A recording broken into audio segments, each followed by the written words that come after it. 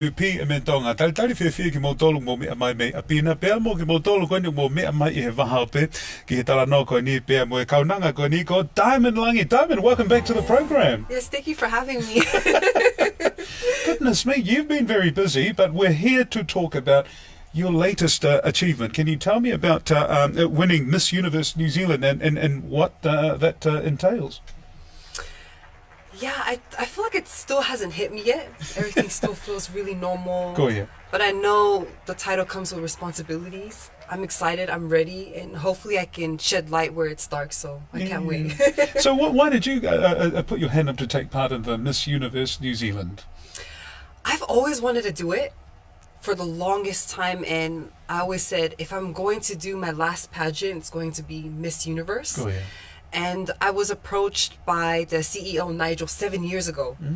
And it wasn't until this year I was like, you know what, I feel like I'm ready. Let me just give it a try. Regardless of what the result is, I'm just going to go for it. Wow. Can you talk me through the competition? What are the categories? And tell me what you had to do during this competition? Yeah, so the categories were swimwear. We went and shot that in Thailand just because it was winter here. Are you serious? Yeah. You've been overseas? Oh my Yeah, so goodness. we all went together with the beautiful contestants. Right. There was the judging. So each individual contestant had to go and talk with the judges. They asked a few questions. There was stage presence and just a whole lot of things that I think they were just trying to see what you bring to the table, what you do as an occupation. So there was a lot of things that tied into it. Also, the fundraiser, we had to raise money for Variety, the children's charity. Yeah. And whoever raised the most money automatically made it to top 7. Wow. So obviously you did something really well. Congratulations.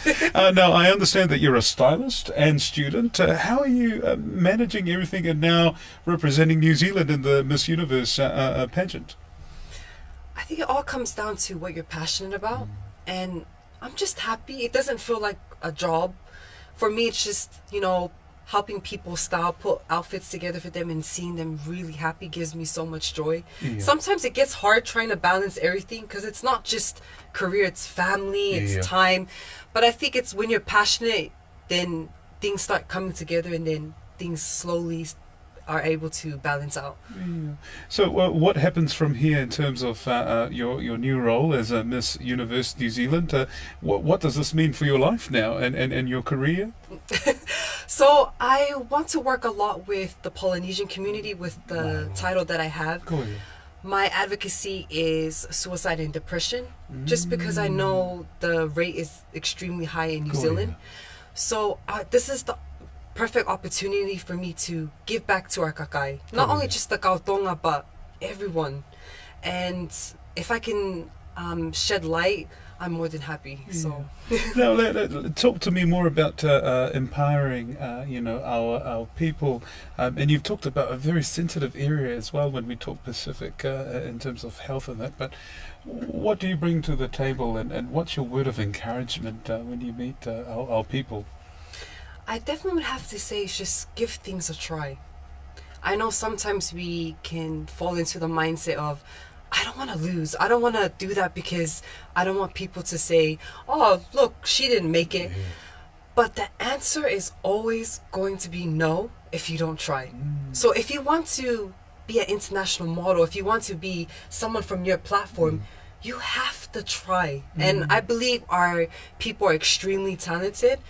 Don't let that fear get in the way. Yeah. Wise words there. Have you encountered some ups and downs during your journey? I know that you do a bit of music as well. The many things you carry. Oh yeah, we're up. Or have you also encountered some downtime where you're like, oh man, has that happened to you? Yeah, for sure. I definitely have days where I don't feel my best, and I don't want to get out of bed. But I'm always thinking in my head, God didn't give me this for no reason, and He didn't want me to sleep on my talent. There's going to be great days. There's going to be days that you cry. I cry all the time, and I want people to know that I don't just wake up and I'm like, oh, happy, shut the curtains. I'm like, oh, sunshine. I have my days, and it's okay not to be okay. So I want everyone to know that as well too. Wow. And what's your words of encouragement for our young listeners or viewers who might be tuning in right now? Ko hea hao ki I lea whakaloto lahi mai nau tolu.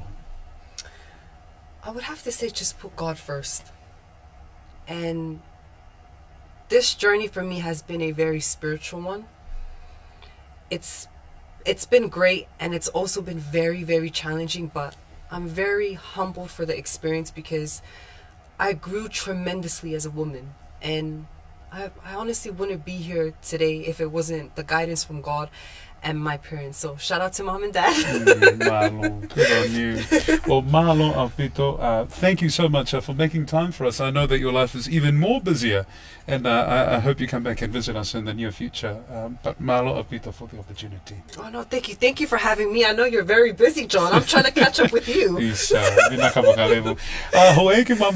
That was Diamond Langi, and we thank you again for the opportunity. It's 13 minutes after top of the hour. You're listening to PMN Tonga.